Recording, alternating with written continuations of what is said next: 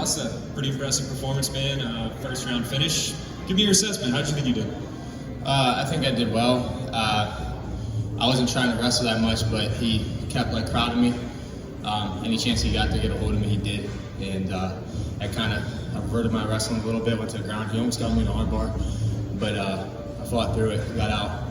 Felt like I did a lot of damage, but I wanted to get an actual knockout, and the blood time stopped that. So I wasn't happy about that, but I'm pleased with my performance.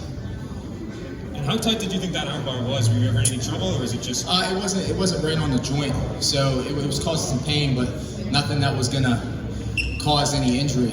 So it was more just enduring the pain. Last one for me. At the end of the round, it seemed like you kind of noticed that he obviously was bleeding everywhere, and I saw you take a look back. Did you think it was going to be stopped when you saw that cut? Honestly, I thought I hit him with a hammer fist a couple times when he was in on my leg, and I purposely wasn't standing back up because it was a good position for me to land some shots. Land a few good elbows in there too, and I thought on one of them, I think he ended up rolling for deep half, but I thought when he initially rolled, I thought I put him out, but I didn't. He was just rolling for deep half or something. And I started seeing the blood. So it was in my head at the very end of the round.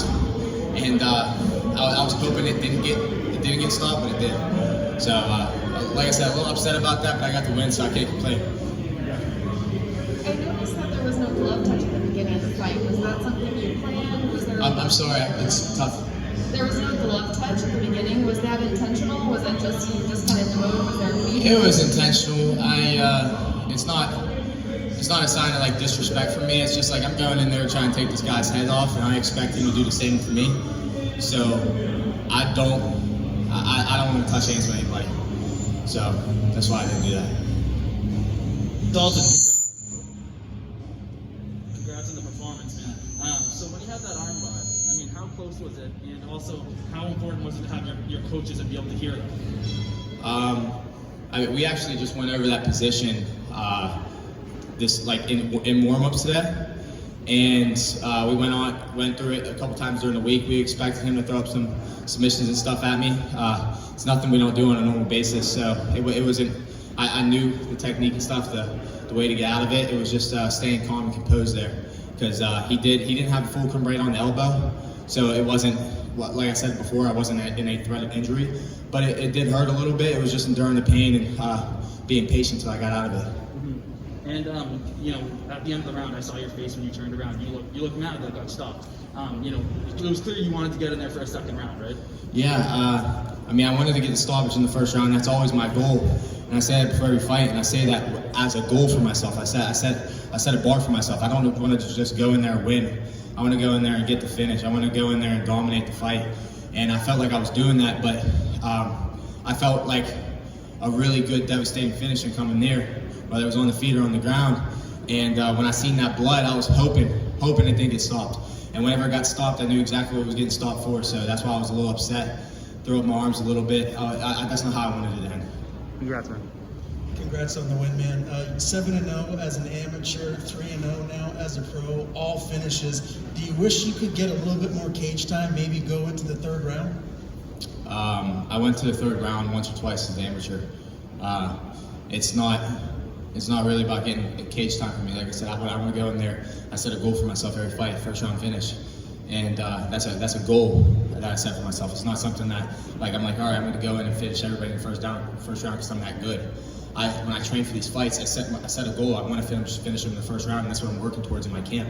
And that's what I want to do. But the goal is never go to the third round. The goal is never go to distance. I want to keep the fight out of the hands of the judges. I was taught that from a young age with wrestling. You don't want the ref or the judges to play a part in your win or loss. So the only way to do that and guarantee that 100%, even with how good refs and judges are nowadays, and the only way to do that is to finish the fight. So what do you want next? Is there someone that you have in mind? I don't know if it made the TV or not, but I got on camera at the end there, and I asked, I didn't ask, I called out Dalton Rosta.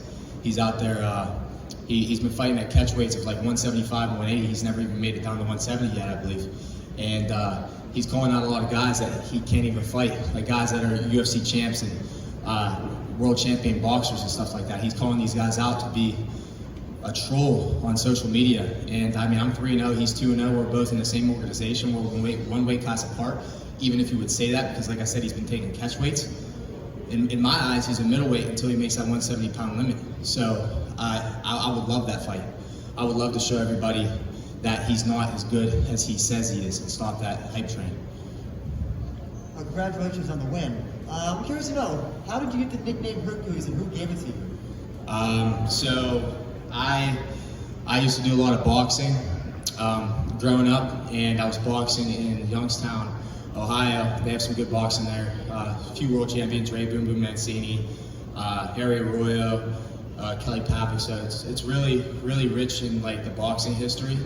And one of Muhammad Ali's old sparring partners, his name's Ron, in his late 70s now probably.